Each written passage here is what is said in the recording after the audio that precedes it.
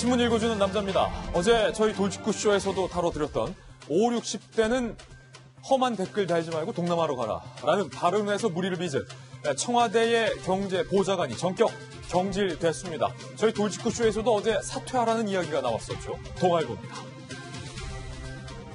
아세안 가라 발언 김현철 청와대 경제보좌관 전격 경질. 문 대통령이 논란이 불거진 참모진을 하루 만에 경질한 건 취임 후에 이번이 처음입니다. 소득주도 성장의 핵심인 김 보좌관은 신남방 특별위원장 자리도 함께 내려놨습니다. 문 대통령의 지지가 가장 낮은 20대 그리고 5, 60대 남성이 분노하고 있다는 것을 대통령이 의식한 조치인 것으로 풀이가 되고 있습니다. 다음 신문입니다. 이번엔 조선일보입니다.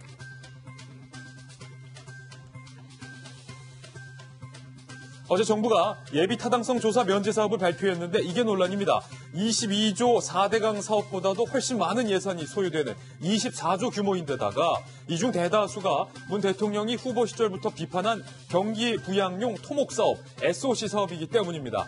대통령에게 우호적이었던 시민단체들도 토목 접회를 자행했다며 집단 반발하고 있는 상황입니다. 이명박 정부 임기 5년간 집행됐던 토목 사업의 규모와 맞먹는 규모입니다. 상황이 이러자 현 정부 내에서도 비판의 목소리가 나왔습니다. 한국일보입니다.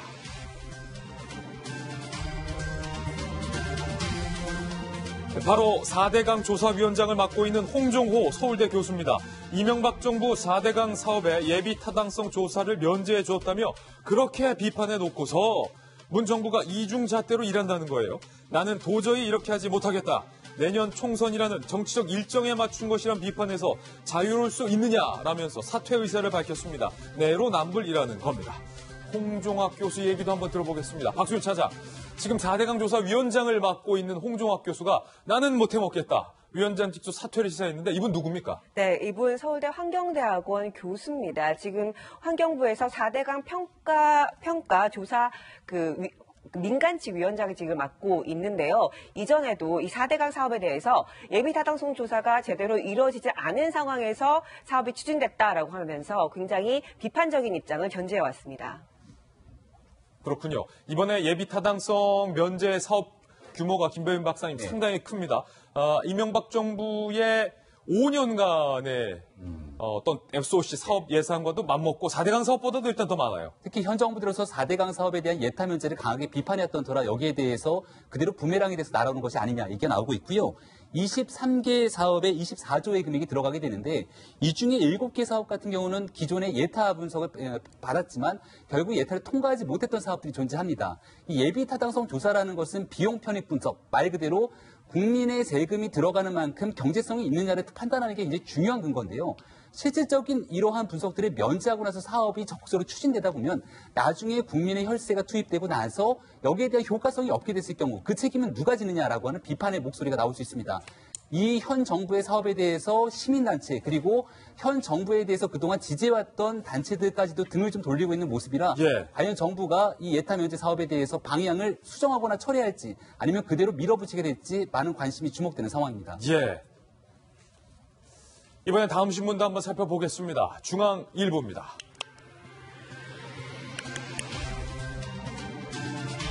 자유한국당의 곽상도 의원이 문재인 대통령의 딸 다혜 씨의 가족이 한국을 떠났다라고 공개했습니다. 동남아로 이주한 사실을 공개하며 그 이유를 밝히라고 청와대에 질의해서 논란입니다. 기자들도 이 사실을 몰랐던 상황이었는데요. 청와대가 다혜 씨 가족이 동남아에 거주하고 있는 것에 대해서는 인정을 했는데 그 이유가 뭔지에 대해서는 밝히지 않았습니다.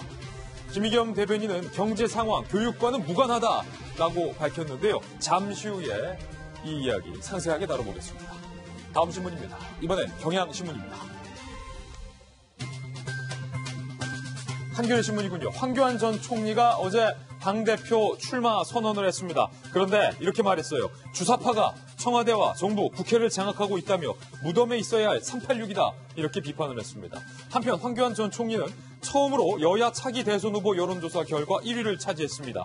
이낙연 총리를 오차 범위 안에서 앞질렀는데요. 잠시 후 오늘의 핫플에서 살펴보겠습니다.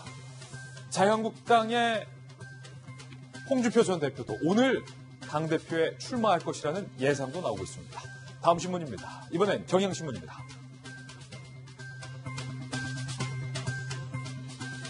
구속 중인 이명박 전 대통령이 보석을 청구했습니다. 구속 만료일이 50여일 남은 상황에서 건강 상태가 악화된 데다 재판부도 최근에 바뀐 탓입니다.